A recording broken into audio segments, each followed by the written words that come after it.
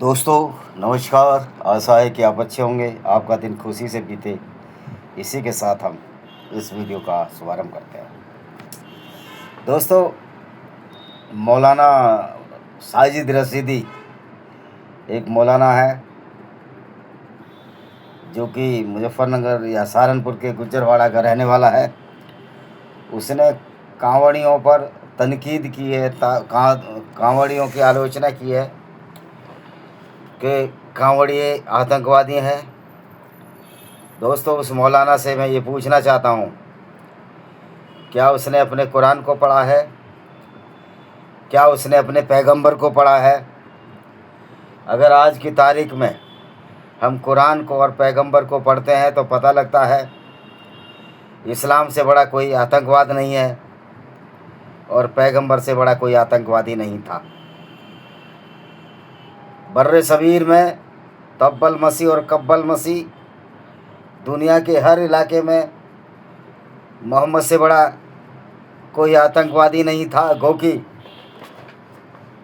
उसने एक झूठे अल्लाह का फरेब पैदा किया, एक झूठे अल्लाह की वाणी के नाम पर एक झूठ को परोसा, जो कि हम कुरान के नाम से जानते हैं। क्योंकि ये बात अलग है कि लोग इसको कुरान शरीफ के नाम से जानते हैं।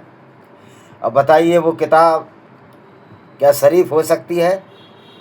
जो किताब सिर्फ कत्लो गारत की बात करे, जो गैर मुस्लिमों को कत्ल करने की बात करे, उनकी औरतों को लूट कर बाज़ारों में बेचने की बात करे। आप सूरह अल-अहज़ाब 33-50, पूरी कुरान मेरी टिप्स पर है, मुझे कुरान देखने की ज़रूरत नहीं, चैप्टर देखने की ज़रूरत नहीं, कुरान का अध्याय पढ़ने की ज़रूरत नहीं। सूरह अल-अहज़ाब में कहते हैं कि अब औरतों को लूट लिया जाए तो एक एक, दो दो, तीन तीन या चार चार, जितनों से भी आप शादी कर सको, 4 तक की इजाज़त है, उनसे शादी कर लो। अगर उनसे शादी ना कर सको, आपकी इतनी सामर्थ्य नहीं है, तो उनको रखैल बना लो या उनको बाज़ारों में बेच दो। और मोहम्मद ने भी लड़कियों को बाज़ारों में बेचा था।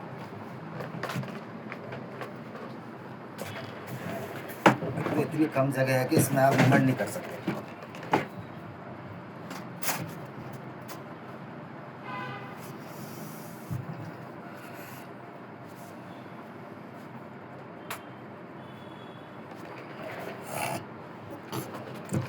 बाज़ारों में बेचा था। ये सब इनकी किताब कुरान में आयते हैं, और जो मोहम्मद साहब के क्रियाकलाप हैं वो इनकी ही किताब हैं, जिनको कि हदीस के नाम से जानते हैं। 7 इनकी प्रमुख हदीसें हैं: सही मुस्लिम, सही बुखारी, अल तिरमिजी, सीरत रसूलुल्लाह जो इब्ने इसाक ने लिखी। इसी तरह इनकी 7 किताबें हैं। अभी मैंने 4 के नाम बता दिए, 2-3 के नाम भी आ जाएंगे मेरे पास। उन किताबों को पढ़कर ही हम इस निष्कर्ष पर पढ़ जाते हैं कि मोहम्मद एक पैगंबर होने के नाते भी ऐसे कार्य करता था जो कि किसी भी दृष्टि से एक पैगंबर को उचित नहीं है। तो साजिद रशीदी की ये मजबूरी है कि जब तक वो किसी गैर मुस्लिम को आतंकवादी नहीं बताएगा, वो अपने कुरान का दिफा कैसे करेगा, कुरान का बचाव कैसे करेगा? क्योंकि कुरान का बचाव सिर्फ गुंडे, बदमाश, अपराधियों की आड़ में ही किया जा सकता है, ये कहकर कि कांवड़िए भी तो सड़क पर गुंडागर्दी करते हैं। इस तरह की जो दुर्घटनाएं होती हैं, घटनाएं होती हैं, उसका धर्म से क्या सरोकार है? क्या किसी हिंदू धर्मशास्त्र में ऐसा लिखा है कि आप सड़क चलते किसी भी ग्रामीण को मारने लगो, पीटने लगो, जैसे कि बहुत प्राय बदतमीजी है कांवड़ियों ने की? लेकिन ये कांवड़िए तो धर्म पर नहीं चल रहे थे।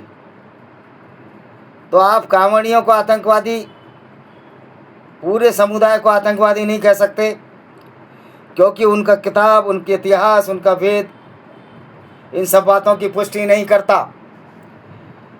तो कांवड़ी आतंकवादी नहीं है। ये हो सकता है कि कुछ आतंकवादी कांवड़ियों के भेष में आ गए हों, या कुछ अराजक तत्व कांवड़ियों के भेष में आकर इस तरह की हरकतें कर रहे हों। तो सारे आतंकवादियों को लिटरली रूप से आतंकवादी नहीं कहा जा सकता, क्योंकि सनातन वैदिक धर्म का ये उद्देश्य नहीं है। क्योंकि हमने पहली बार भी कितनी बार बोला है कि जो किताब है मनुस्मृति, कुरान और रामचरितमानस ये गुंडागर्दी का पर्याय हैं, ये सामाजिक गंदगी है। तो रामचरितमानस और मनुस्मृति को तो कितनी बार जलाया जा चुका है, लेकिन क्या इस मौलाना साजिद रशीदी में ये हिम्मत है, ये जज्बा है कि एक ऐसी किताब जो कि दुनिया को कत्ल करने के लिए कहती है, गैर मुस्लिमों को कत्ल करने के लिए कहती है, गैर मुस्लिम औरतों को लूटकर उनके साथ बलात्कार की इजाज़त देती है, गैर मुस्लिम औरतों को ज़बरदस्ती रखेल बनाने की अनुमति देती है, सेक्स स्लेव बनाने की अनुमति देती है, जैसा कि मोहम्मद ने बनाया। ये किताब जो मोहम्मद को ये बताती है कि मोहम्मद किस तरह से पेशेवर अपराधी था, किस तरह गैर मुस्लिम औरतों को लूटता था। ये सारी किताबें, हदीस और कुरान दोनों की बात कर रहा हूँ। लोग कहते हैं हम तो कुरान को मानते हैं, हदीसों को नहीं मानते। अगर आप कुरान को मानते हैं, हदीसों को मानते हो, तो आपको कैसे नमाज पढ़नी है इसका भी पता नहीं लगेगा। मोहम्मद का बाप कौन था, मोहम्मद की माँ कौन थी, इसका भी पता नहीं लगेगा। मोहम्मद को हलीमा दाई ने पाला, जिसको मोहम्मद में बचपन में अपनी माँ ने इनको हलीमा दाई को, उसका भी पता नहीं लगेगा। मोहम्मद के चाचा का भी पता नहीं लगेगा, चाची का भी पता नहीं लगेगा। एक हदीस में वर्णित है कि मोहम्मद की जब चाची मर गई, वो मुस्लिमा नहीं थी, अबू ताबिल की पत्नी, मोहम्मद ने उसके शव को निकाला और उस शव के साथ संभोग किया कि अब ये अल्लाह के वास्ते इसको जन्नत मिल जाएगी, जन्नत फिरदौस मिल जाएगी। तो मौलाना साजिद रशीदी, अगर सचमुच में कोई आतंकवाद है तो इस्लाम है, कुरान है, क्योंकि आपके यहाँ लिखा हुआ है इस तरह की आतंकवादी विचारधारा की बातें कुरान में लिखी गई हैं। मैं तो मनुस्मृति को भी एक आतंकवादी विचारधारा मानता हूँ, आप उसकी आलोचना कर सकते हैं, लेकिन वहाँ किसी को कत्ल करने की बात नहीं लिखी गई। लेकिन इसके उधर कुरान में साफ साफ गैर मुस्लिमों को कत्ल करने की बात लिखी गई है। 5:33 कुरान में गैर मुस्लिम औरतों को लूटने की बात लिखी गई है। और तुम्हारी नई नई मड़गन कहानियाँ कि मोहम्मद एक औरत कूड़ा फेंकती थी, और जब मोहम्मद औरत बीमार हो गई तो मोहम्मद उसके घर गए कि कूड़ा क्यों फेंक नहीं रही है, तो देखा वो बीमार पड़ी थी। झूठ और फरोग, इसका कहीं उल्लेख उन किताबों में नहीं मिलता है जो कि सत्ता साई है। आपकी जो 6-7 किताब है, हदीस है, ऑथेंटिकेट हदीस है, जिनको कि प्रमाणित हदीस कहा जाता है। तो ये झूठ और फरेब फैलाने की कोशिश में आप अपने इस्लाम का दिफा नहीं कर सकते। बल्कि मोहम्मद तो इतना क्रूर था कि उसने एक बूढ़ी औरत जिसका नाम उम करफा था, यहूदी औरत, उसको 2 ऊँटों के बीच से बांध दिया और ऊँटों को विपरीत दिशा में दौड़ा दिया। उसका शरीर बीच से चिर गया और उसके काटे हुए सिर को मोहम्मद के सामने पेश किया गया। तो मोहम्मद का हर अपराध देखो, भारतीय न्याय संहिता की दृष्टि से मोहम्मद से कोई बड़ा अपराधी नहीं है। तो जिनके घर शीशे के होते हैं वो दूसरों के घरों पर पत्थर नहीं फेंका करते। मौलाना साजिद रशीदी, अपने पैगंबर का कैरेक्टर पढ़ो, अपनी देखो कि किस तरह उसकी क्रियाकलाप हैं। क्या बात है, आ जाओ। किस तरह उनके क्रियाकलाप थे, किस तरह से मोहम्मद हरकतें किया करते थे, और किस तरह से मोहम्मद ने पूरी दुनिया में एक ऐसी विचारधारा को पैदा किया जो विचारधारा एक तरह से परफेक्ट आतंकवाद है। तो मौलाना साजिद रशीदी जी, आपको समझना चाहिए कि जिसकी चड्डी फटी हुई हो वो दूसरों की चड्डियों के छेद नहीं गिरा करते, जिनके मुंह पर कालिक पुती हो वो दूसरों पर उंगलियां नहीं उठा सकते। कावड़िए बदतमीजी करते हैं, हिंदू कत्ल भी करते हैं, तो लेकिन कहीं भी किसी भी ऑथेंटिक ग्रंथ में उसका उल्लेख नहीं है कि हिंदू धर्मशास्त्र में ही लिखा है कि दूसरों को कत्ल कर दो। इसलिए रामचरितमानस को मैं धर्मशास्त्र नहीं मानता, क्योंकि उसमें भी राम ने शंभू का वध किया है, जैसा कि बताते हैं। मैंने उस चीज़ को अभी तक नहीं पढ़ा है। और सीता की अग्नि परीक्षा ली, तो ये भी एक गंदगी है। रामचरितमानस भी उस तरह की गंदगी है, मनुस्मृति भी उसी तरह की गंदगी है जिस तरह की गंदगी तुम्हारी कुरान है। कुरान से बड़ी गंदी किताब नहीं। तो ये कहना कि आतंकवादी हैं, तो मोहम्मद का चरित्र पढ़ लो, किस तरह से उसने अपनी बहन की शादी अपने दत्तक पुत्र जैद से कराई, जो कि खदीजा का एक नौकर था। और जब खदीजा से मोहम्मद की शादी हो गई, जिसका पूरा नाम खदीजा बिन खुवैलिद की बेटी खदीजा तो एक ईसाई थी, तो खदीजा उसको अपना दत्तक पुत्र मानने लगी, तो मोहम्मद को भी दत्तक पुत्र मानना पड़ा, मजबूरी थी, नौकरी करता था। जब शादी हो गई तो मोहम्मद ने उसकी शादी अपनी चचेरी बहन जैनब बिन जैस से करा दी, जैस की बेटी जैनब से करा दी। और एक दिन जब मोहम्मद ने अपनी बहन, जो अब इसकी पुत्रवधू बन चुकी थी, तो उसको नंगा अर्धनग्न अवस्था में देख लिया, जबकि मोहम्मद कहता था कि जब किसी के घर जाओ कुंडी खड़खड़ा कर जाओ, लेकिन ये उसके यहाँ बिना कुंडी खड़खड़ाए चला गया। और जब उसको अर्धनग्न अवस्था में देखा तो इसकी कामुकता जाग उठी, तो इसने एक आयत उतार दी। झूठी आयतें ये उतारता ही था कि मोहम्मद नहीं है किसी का बाप, यानी जिससे जो बच्चा मोहम्मद का पैदा नहीं है, मोहम्मद उनका बाप नहीं है, तो उसकी पत्नी भी उसकी पुत्रवधू नहीं है। और जैनब से जैद